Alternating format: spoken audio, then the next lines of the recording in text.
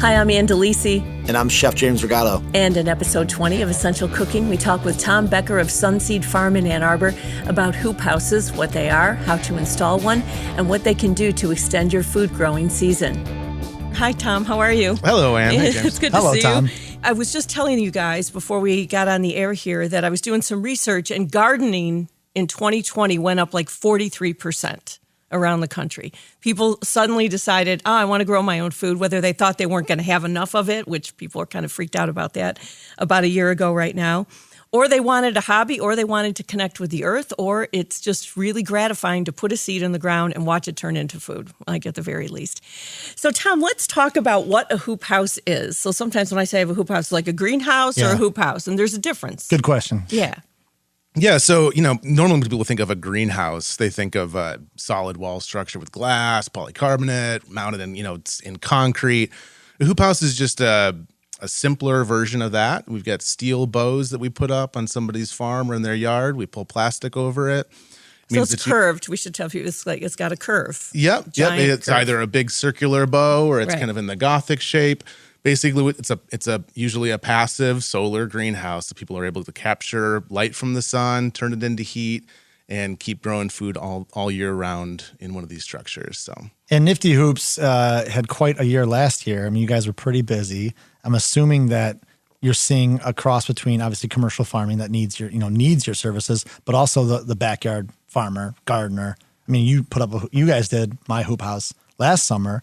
I'm assuming that you are just as busy this coming season as well. yeah, I mean, last year was our best season ever. We built more hoop houses than we ever had.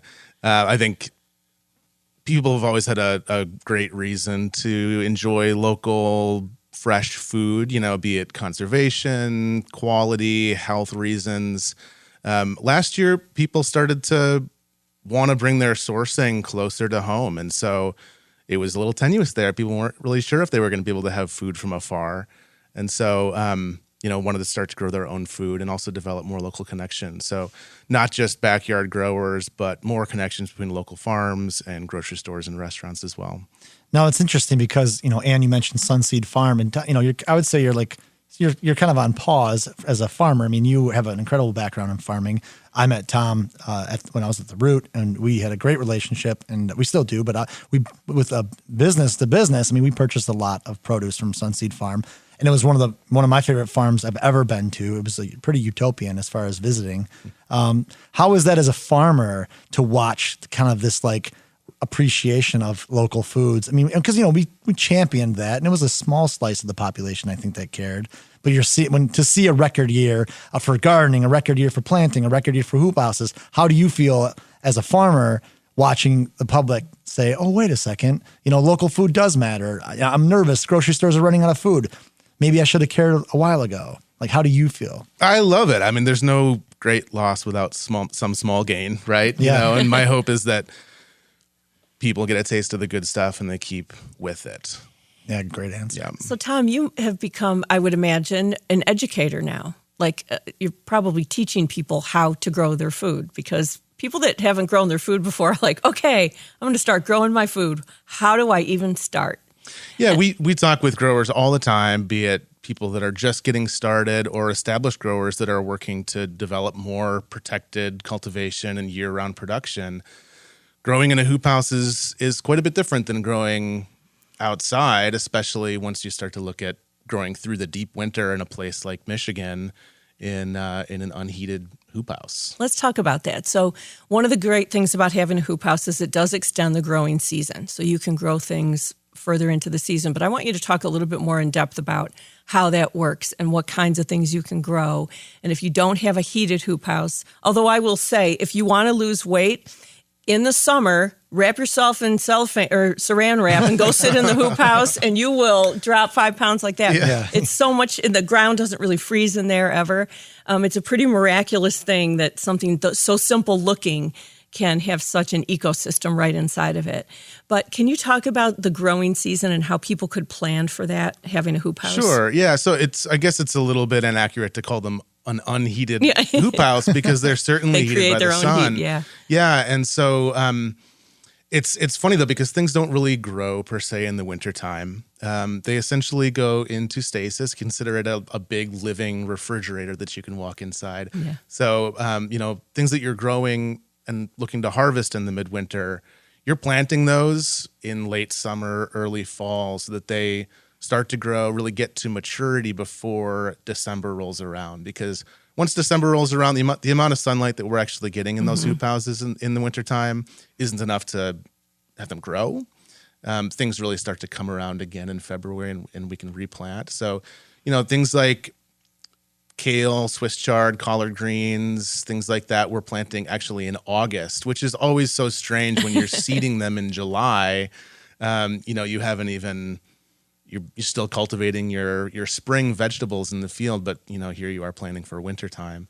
So we have August through October that we're planting for a midwinter harvest.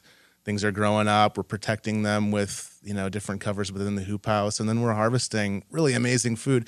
These plants have a great way of protecting themselves against freezing temperatures by concentrating sugars in their cells, which acts like an antifreeze.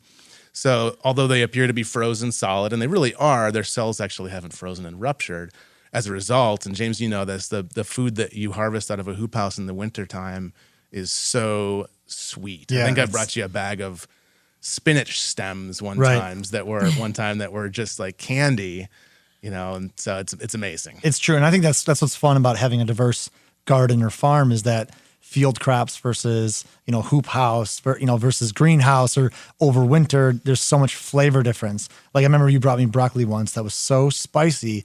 It was like it blew my mind. But then, you were used to tasting broccoli being almost like cabbage-like. Which obviously it's in the same family, but it's so tame.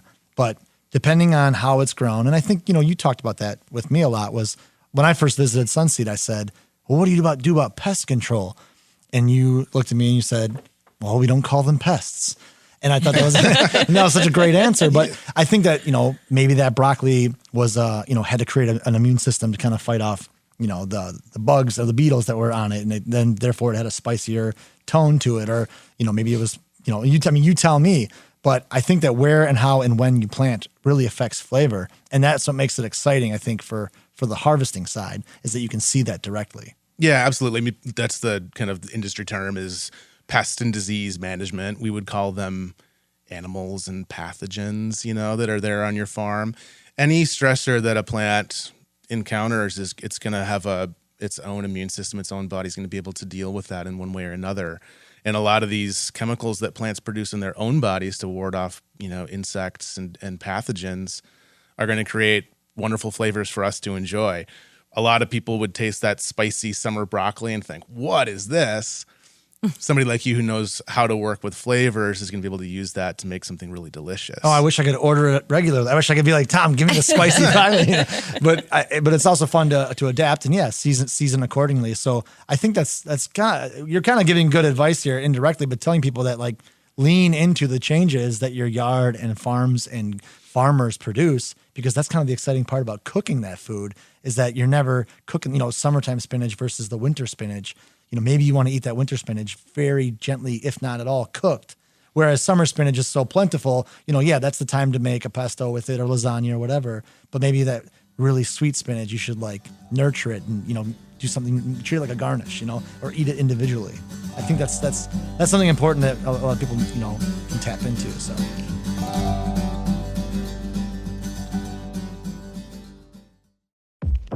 Black perspectives haven't always been centered in the telling of America's story. Now, we're taking center stage. Introducing NPR's Black Stories, Black Truths, a collection of Black-led stories from NPR's podcasts.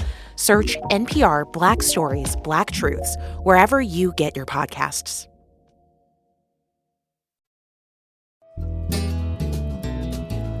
So, Tom, if somebody wants to start, like this is always the hard part for folks, it's like, okay, I think I want to do this, and how do I start? So talk about the first steps that you take if you want to have a hoop house. I mean, they can obviously come to you and say, come and put up a hoop house at my house. What is that like? And what is that process like if somebody wants you to come out and build a hoop house on their property? Well, it's pretty straightforward. We look for a nice flat spot. It doesn't necessarily need to be level or anything like that. We can work with a lot of different sites, but we come out and build a hoop house for you. And, I'm usually talking with new growers about how they can best prepare their soil. So talk about that. Yeah. What do you do? First thing is breaking that sod, one way or another. another. That's so fun. That's hard. Yeah. That's the worst part. Some people might choose to, instead of, working it up mechanically, to put a tarp over it for, some months in the summer years to kill the grasses. Otherwise, you'd be flipping that over with a rototiller, or you could be in there with, digging forks and whatnot. And one thing that's really important if it's in your yard is to really work that soil deeply. Plant roots go down really, really deep, a lot deeper than you might think they do. And so do the insect life and the microbial life and the oxygen that plants need, the oxygen that the soil ecosystem needs to thrive. So getting a digging fork, or you can get one of the nice big broad forks to really kind of fracture that soil down deeply. And then also bringing in some really good fresh compost. We've got quite a few good sources here in Southeast Michigan for high quality compost. Being liberal with that, getting it in there deeply.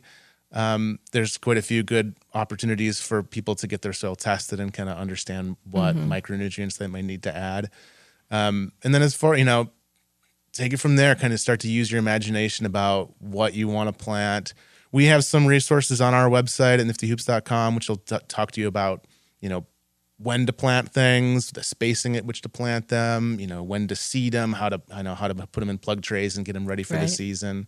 So yeah, it's a lot of conversations just about little nuances. How long does it take you guys to put one up? We finish them in a day. So you're out there for one day, and then life is completely different after that. Yeah, it's instant hoop kind of thing sometimes. And it's pretty great. It's pretty amazing to see someone's life change while you're there, because they didn't have it before, and now they suddenly have this wonderful greenhouse. They must look pretty excited. Yeah. How booked out are you? So if someone's like, I want one now, how booked out are you? We're booked out through the summertime right now. So if someone calls Nifty Hoops today, they're not getting one until maybe the fall. Yeah, late summer, fall. So keep that in mind. If you want a hoop house, plan now. But that's also not bad news, because like you said, you could kill your grass this summer. Get it ready. Prep that soil, and just figure out the dimensions of your hoop house, because that was by far the hardest part. And I enjoyed it, but I mean, it was work to get that soil. It's a one-time enjoyment. Yeah. You only have to enjoy that one time. Yeah, it's a little bit, it's a little nervous planting a bunch of spinach or salad greens into freshly tilled ground, because you get a bunch of weeds. Yeah. So this is a good time to get that soil ready, kind of work out some of those weed seeds before you plant. So Tomm, once you had a hoop house for a few years, for instance, or a couple years, what's the best way to take care of the soil that's inside the hoop house? So one thing that, a lot of folks encounter, especially those who are watering with well water or applying compost, often is climbing pH levels. So the soil becomes more and more alkaline as years go on. So there's a lot of different ways that, organic growers use to kind of bring that pH back down. What do you do? Well, you can use elemental sulfur, which is just basically looks like a whole bunch of little match heads. It's like yellow sulfur that you sprinkle on the soil, and that creates an acidic, chemical that kind of helps to bring down the pH a little bit more. What does like ash do? Like ash from like a fireplace? Because I mean, I've read before that you can take like burnt, ash from your fireplace, or maybe it's a bonfire outside, and you fold that into your soil. So that's going to do the opposite. That's the opposite. So that's alkaline. Yeah. Okay. So if you have highly acidic soil, that makes sense. But if you have high alkaline soil, you want to add more acid. Correct. So you should test your soil every year, or it's a good idea. Get it tested. Are there kits or something? How does that work? Yeah, you can take a soil sample and bring it down to any MSU extension office, and they'll, test have your you soil. pack it up in a little cardboard box and send it off. Yeah. And tell you what you need to do, and then you can have a more successful growing season. Yeah, there's also imagine. Morgan's Composting. They do soil testing, and they'll actually, as far as I know, make up a little custom nutrient blend for you. So, that's pretty cool. MSU is a pretty cool resource too. I mean, MSU as a college, I think we're lucky to have their their farming program. I mean, I think you were a graduate of MSU. Am I correct? Yeah, I went to school for English lit, so that keeps me talking and thinking. But didn't you teach? Am I crazy? Did you teach there? Yeah, I worked as a production manager there for a few years, gotcha. and that was it is still a wonderful program. Now it's a 1 day a week on the farm. really intensive program where you're learning everything from business management to soil ecology. And that's one thing that's really wonderful about being a professional farmer is that you get to do everything on top of those things that I mentioned, but also, tractor mechanics and electrical work and all kinds of stuff. So you can work on a tractor too? Oh, you're so handy. So Tom, we're going to wrap it up here, but do you have any final thoughts about hoop house planting and growing and encouraging words for anybody who might be the slightest bit intimidated by the whole thing? Come on, you English major. Yeah. make it flowery. Well, I think, the biggest thing really when you're growing is kind of start beginning to develop this, empathetic connection with the plants that you're growing. Yeah. Let your ambitions run wild, but also kind of start small and, start with the plants that you're most attracted to. And Stuff you'll eat too. yeah, and just really pay attention to them, kind of start to understand their history, where they come from, because all these different species of plants that we grow comes from a different part of the world and a different climate. So, pay attention to, what they needed in the past and what they might need now, and you can start to develop a real sympathy for these creatures. You can find out more about Tomm Becker and Nifty Hoops at niftyhoops.com. Our thanks to Tom for talking with us, to you for listening, and we would like to thank La Marca Prosecco for their support. From the hills of Veneto, Italy, you can never go wrong with Prosecco, whether it's in a spritz or drinking straight. Joan Isabella is our executive producer, with producer David Lyons and assistant producer Lisa Brancato, editing by Rowan Nemisto, and production support provided by Studios on the Pond. Original music by the Mallet Brothers. This is a production of Detroit's public radio station, WDET.